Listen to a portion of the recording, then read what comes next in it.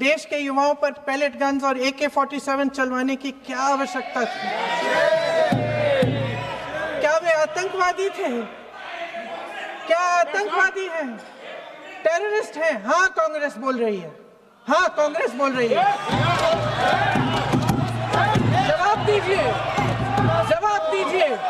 कांग्रेस बोल रही है, जवाब मांग रही है, जवाब दीजिए।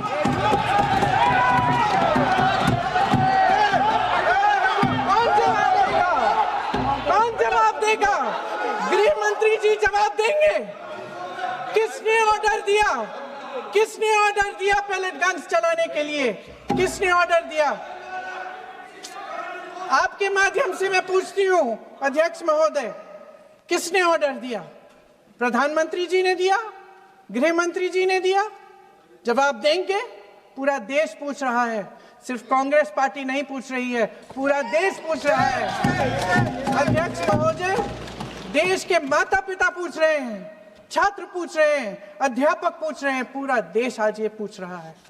और आपकी जिम्मेदारी बनती है कि आप इस सवाल का जवाब दें। क्यों डरते हैं आप इस देश के नौजवानों से? क्यों डरते हैं आप इस देश की बुलंद आवाज से? और उस आवाज को दबाने का हक आपको किसने दिया है? महोदय, ये सदन यहाँ बैठे हुए सांसदों की जागीर नहीं है, ये इस देश की अमानत है। यहाँ बैठे हम सब इस देश की जनता, इस देश के युवाओं, बुजुर्गों, गरीबों, अमीरों और सब धर्मों, सब वर्गों के देशवासियों के सेवक हैं। हम उनके प्रतिनिधि हैं और ये सत्ता हमें उन्होंने ही दी है। इस देश का संविधान हमारी सर आंखों पे, इस देश का लोकतंत्र सर्वोपरि है, इसे ध्वस्त करना पाप है।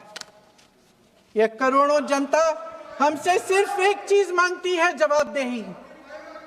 इंग्लिश में इसे अकाउंटेबिलिटी कहते हैं।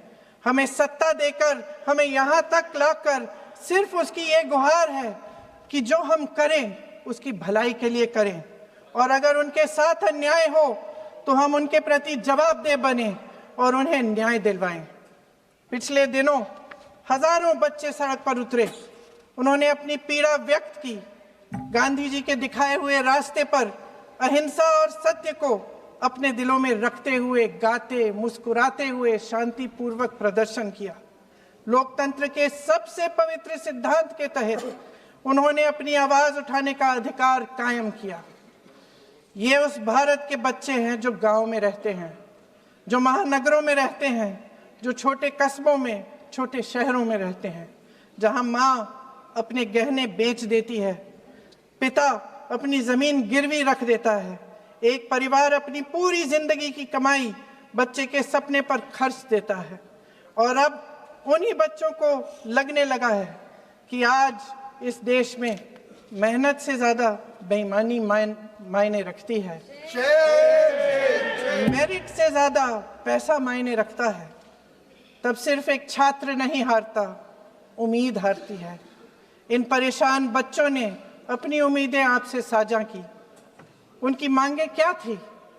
कि पेपर लीक करके उनके साथ जो बार बार अन्याय किया जा रहा है उस पर कार्रवाई की जाए, कि जो सिस्टम उनके भविष्य को कुचल रहा है उसे सुधारा जाए, कि जो माफिया उन्हें घेरे हुए है उसे हटाया जाए, कि जिस मंत्री के कार्यकाल में ये सब हुआ वह इस्तीफा दे, कि उन पर बर्बरता करने वालों पर कार्रवाई की जाए और उसके लिए माफी मांगी जाए। बस यही उनकी मांग थी ना, कि जो शिक्षा और स्वतंत्र अभिव्यक्ति का अधिकार उन्हें संविधान ने दिया है उसे कायम रखा जाए। महोदय, हमारे एजुकेशन सिस्टम में कुछ समय से बहुत खामियां भर चुकी हैं। बच्चों पे जो प्रेशर डाला जाता है उसकी वजह से सैकड़ों बच्चों ने आत्महत्या कर डाली है। उससे भी ज्यादा बच्चे डिप्रेशन में डूब रहे हैं। परिवारों पर बच्चों को पढ़ाने लिखाने के लिए घूस, capitation fees, tuition fees, coaching fees आदि के घिनौने दबाव हैं। लोन लेने पड़ते हैं, सामान बेचना पड़ता है और उसके बावजूद कोई गारंटी नहीं कि उनके बच्चों के भविष्य मजबूत बन पाएंगे, क्योंकि बेरोजगारी चरम पे है। इस सरकार ने रोजगार पैदा करने वाले सभी सेक्टर्स को लगातार कमजोर किया। एग्जामिनेशन सिस्टम खुद फेल हो गया है। पिछले दशक में 152 पेपर लीक हुए, 750 करोड़ छात्र प्रभावित हुए, मगर एक भी दोषी, एक भी माफिया को सजा नहीं।